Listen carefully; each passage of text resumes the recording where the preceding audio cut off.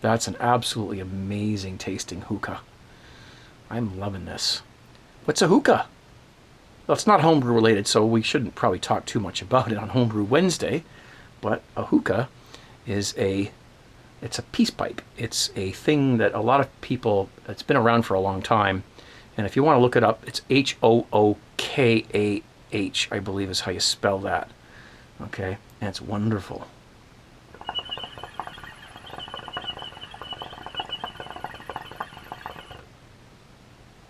Oh boy. Now before you get your knickers in a knot, this is not a narcotic. All right. It originated in India, I believe. I think it's India, but you can correct me if I'm wrong down in the comments. And Arabics people smoke it, and Greek. You know, a lot of people smoke these things. I'll just show you this. It's a cute little. This is a small one. Okay, they come much bigger than this. Stand-up ones that are like 2 feet, you know, standing up. This is my little tiny one. It's wonderful just to carry around with you if you're smoking a nice little hookah. And it's basically, it's just tobacco. All right, it's not like smoking a cigarette or anything like that. I do not smoke cigarettes, and if I did smoke a cigarette, I'd be coughing my lungs out. This is very nice, mild, tastes absolutely wonderful. It's kind of like, it's akin to smoking a pipe, kind of, you know. So I'll just grab it and see if I can get it so we can do it all at once here. There we are.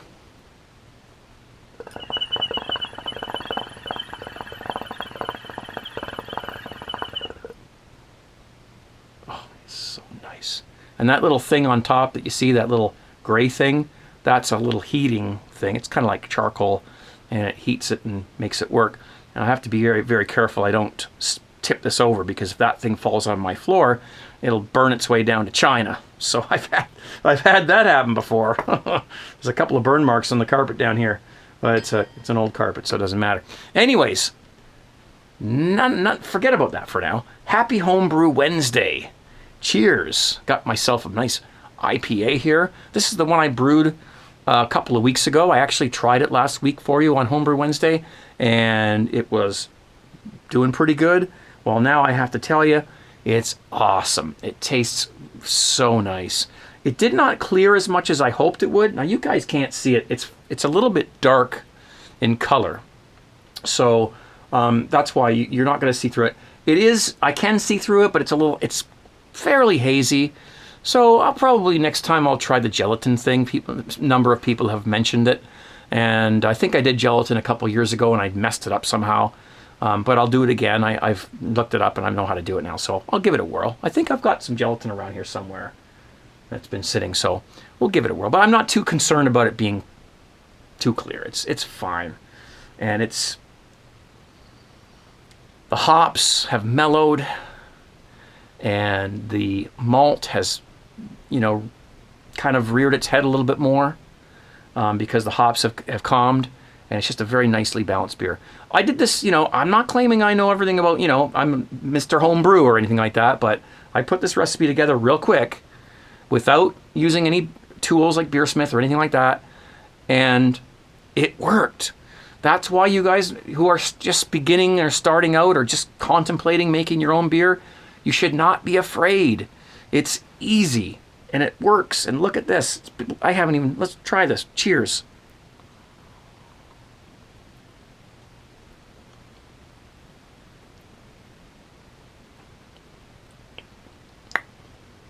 Oh! I know it's been a while since I've done that, but it is good. I will do this again. It's a great beer. So, unfortunately, I didn't write down the recipe, but I do have the video on YouTube. If you haven't watched it yet, I'll put a link down below for you to check that out, the brewing of this beer. So, anyway, happy to be here. Thanks for watching. And what do we got going on over here in the dungeon? Well, let's take a look. Here is a brew that is going on at the moment. It's calming down a little bit. It's getting down to its final stages of fermentation. So I will be kegging this up, and hopefully I will have it ready next Homebrew Wednesday. Okay, this is the beer kit that was sent to me. Okay, and I brewed it up. I did not shoot video, but I did take some photographs. And let me tell you something. The reason I didn't shoot video is because I just wanted to have a nice, relaxing brew session.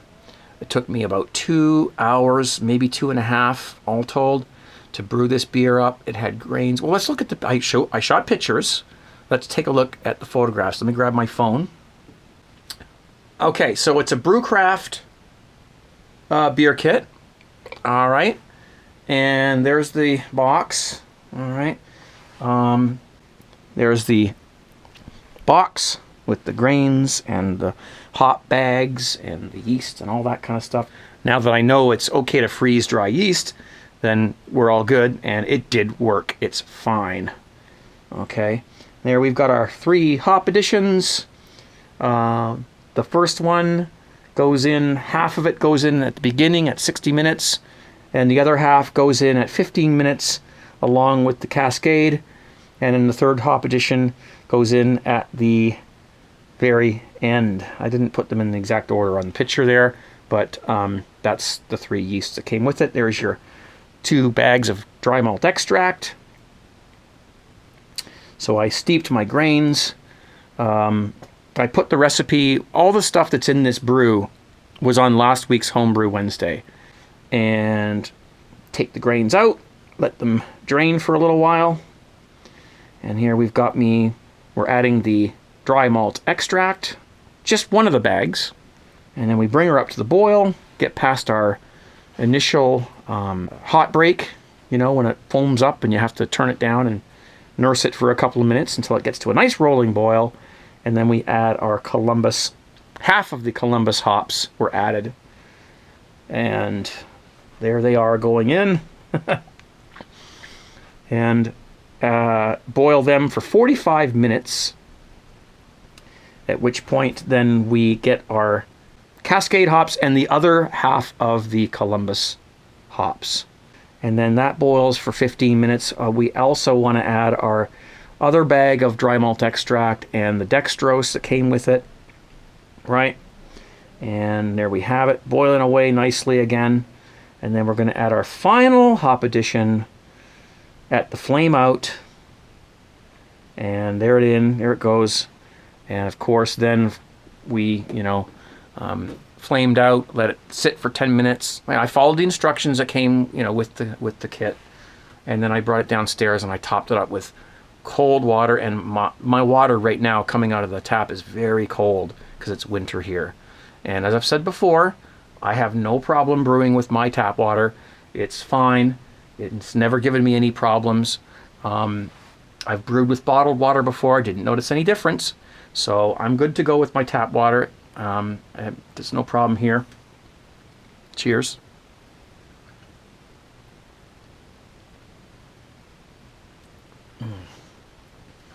That's good. And so there you have it. And it's fermenting nicely. And what's it doing? It's probably, I think it's going around 72 Fahrenheit, which is fine. I don't mind it. It's, some people might say that's a little warm. I don't have a problem with that. I could have done it cooler. In fact, it's down here in the basement right now. It's a whopping 64 degrees Fahrenheit. And I know I live in Canada, I should be using Celsius, but when I brew beer, I like to use Fahrenheit because it has more granularity. There's more smaller increments between the degrees than there is with Celsius. But I think everybody should get on the same page and use metric. Everybody. And unfortunately that hasn't happened yet, but it should. Because then we all have the same measurements and we can all speak the same language. But so anyway, 72 Fahrenheit, working great, and I don't have a problem with it. The other thing I've got going on here is a little bit of wine brewing up. And that is yes, I got to clean the table that this wine sits on, in case you've ever wondered, because I'm sure you've seen it before. It's a mess. Look at it. There's stuff spilt all over it. But I keep all my brewing stuff in there. I've got belts and stuff, and, not belts, but parts for kegs, and my stoppers are in there. It's actually a pretty mess right now. There's other things, all the other drawers. But this table was actually obtained. Somebody moved out of the complex where I live, and they left all their stuff. They just, like a midnight move, you know, and they left everything. And so we were allowed to go in and just take stuff, and I took that because I knew it would be a great little brewing table and something where I can put things. But it does need to be cleaned and rearranged, and I got a lot of work to do back here in my brewing area. It's a mess back here. And I'll just pan around just a little bit here. You can see my workbench there. It's you know, I've been doing things, you know, and I've been busy too. So, but as long as you keep your brewing area, you know, don't ever have, like, if you leave a fermenter by accident, which we've all done, and it gets really smelly in there, first of all, you might want to throw that fermenter out, because I don't think you should be brewing in a fermenter because the plastic absorbs that stuff, and it's not a good thing. But anytime you do anything where there could be a possibility of foreign mold or foreign, you find something in the fridge that's gone rotten and you throw it in the garbage, I would wait until it clears the air before you start brewing anything, because those mold spores and everything that's in the air like that, the smell can get into your beer. I've had it happen to me before. So you got to be very careful to keep your area clean.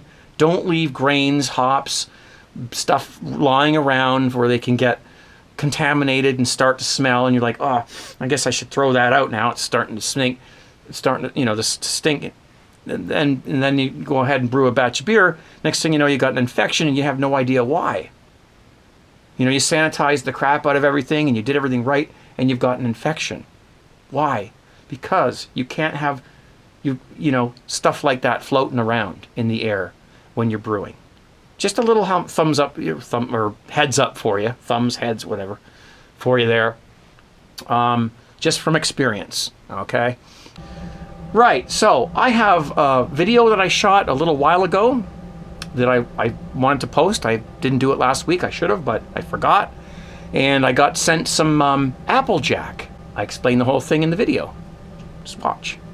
A fellow by the name of Chris sent me a couple of all grains, which you are either already have seen or will be seeing. I'll be doing a review on those. But he also sent me what he calls, well, what's called Applejack. But I'm going to tell you one thing, and I'm not going to lie to you. I've already been drinking this stuff, okay? I already know what it tastes like. When it came, it was up to about there. Now, it had a little stickiness around it. I don't know whether it leaked. I don't think it did, because there was no like wetness inside the thing it was in. So that's where it was when I got it. And, well, you know. So I'm going to try this on camera. And I'm going to tell you one thing. I've already drank some of it, and it's fantastic. So if you want to pause the video and read down below exactly how he made this, and then come back and you can watch. Well, I'm probably going to drink the rest of this today. That's how good it is. Okay, let's give it a whirl. You guys can make this, and it's freeze distilling. Okay, I don't know the legalities of that or whatever, but basically you make your alcohol, like whatever it is, and then your apple cider or whatever, and then you freeze it. And when you unthaw, the water portion of it will freeze, but the alcohol portion of it won't. So then what you do is you drain that off, and there's different ways of doing it. You drain off the alcohol and just leave the water. That's called freeze distilling. And I can't possibly see why this could be considered illegal, to freeze wine and then thaw it out in a specific order and get the alcohol off of it first. I've never done it. I don't know why it could possibly be illegal. How can they stop you from doing that? But anyway, here's his Applejack, and oh, let's go for it. Cheers. Thank you, Chris.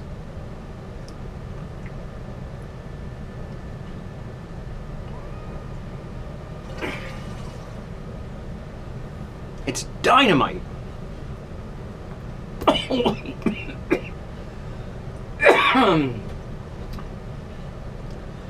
dynamite stuff. And I mean that. It's dynamite. Wow. Okay, so you guys can, you know, do what you want in the comfort of your own home. I'm not suggesting that you freeze distill because I don't know if it's legal everywhere else in the world.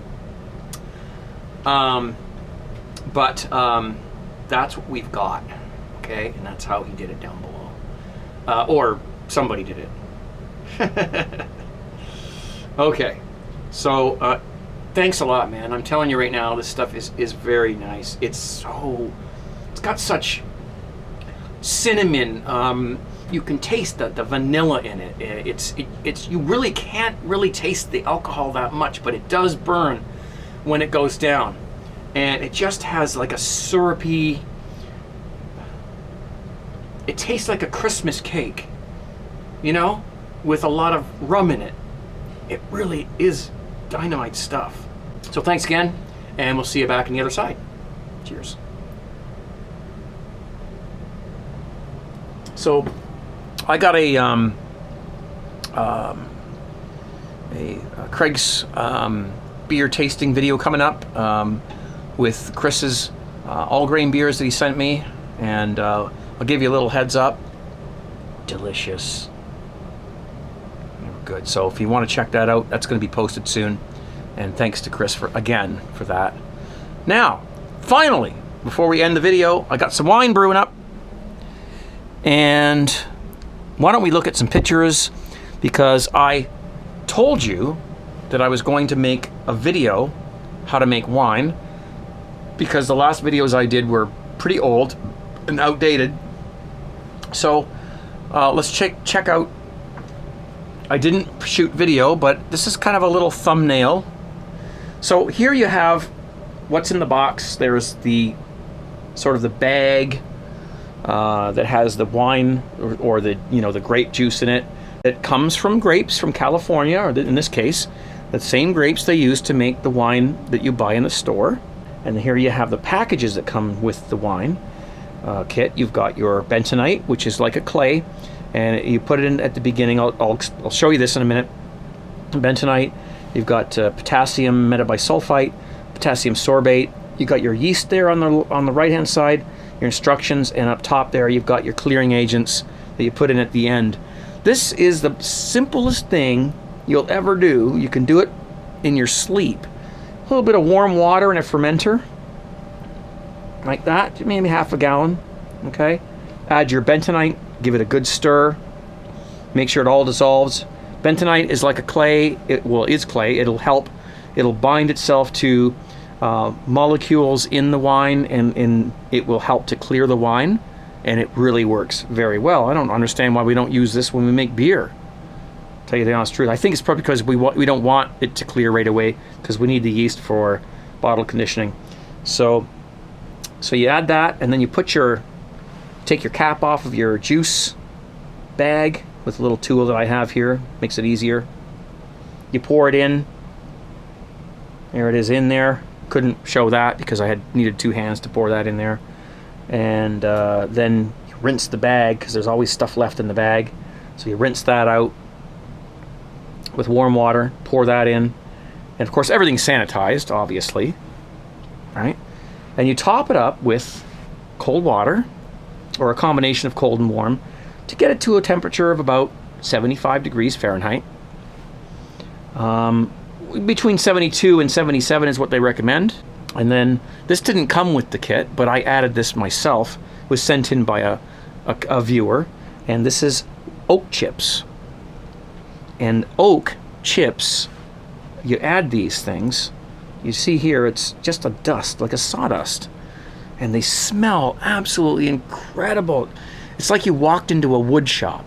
And of course, you know, most people know that a lot of wines are aged in oak barrels, so, you know, to give it that oak flavor, you add these oak chips. Well, these aren't really chips, it's like sawdust, really. And so you add it in there. There it is. You just put it in. I know it seems a little weird. The first time I did this, I was like freaking out. It just doesn't look like it makes a lot of sense, but it's fine. You stir that in really nicely, and then you add your yeast And there it is, all ready to go. And of course, you just stick on your airlock, and Bob's your uncle, right? All right. So that's the way you do it. So it's fermenting away. Actually, it probably hasn't started fermenting yet, but it will very soon. And I've got a heat belt on it because it's pretty cold down here in the basement, as you know. So that heat belt's broken, but I've just tied it up and make it work. It's fine. I've got to get myself some new heat belts. So there you have it. Wine. Easy, easy, easy to make. And you take a bottle of that to a dinner, you know, put a label on it, make it look all nice. Don't tell them. Just say, bought you some wine, you know, here you go. And you're having dinner and you pour that stuff up, and they're going to go, oh my gosh, this is amazing. Where'd you get, what kind of wine is this? I made it myself. Once you have some experience under your belt, guys, you're going to do this. I promise you. You start with the kits, you know, you go, you know, and you just learn. You learn, and you'll get to the point where you have power. You can brew this stuff up in your sleep. It's so wonderful. I love it. And I'm proud to be part of this community.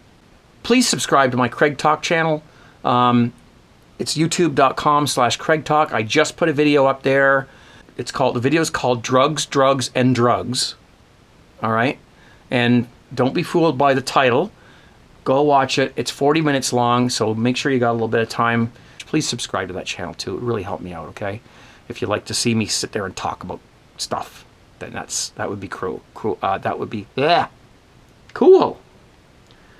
T-shirts. tgtshirts.com. If you want one, that's where you get them. Cheers, 17, of course. And be safe, all right? Be safe out there. Make sure you can get home, have yourself a beer, a homebrew, preferably. And I'm out of things to say. So thanks for watching again. And please thumbs up the video if you like it. And that helps us video posters out a lot if you do that. Okay, it's one little click. It's all it takes to thumb up a video to help us out. It makes a big difference. Okay, cheers. Be safe. Thanks, guys. Bye-bye.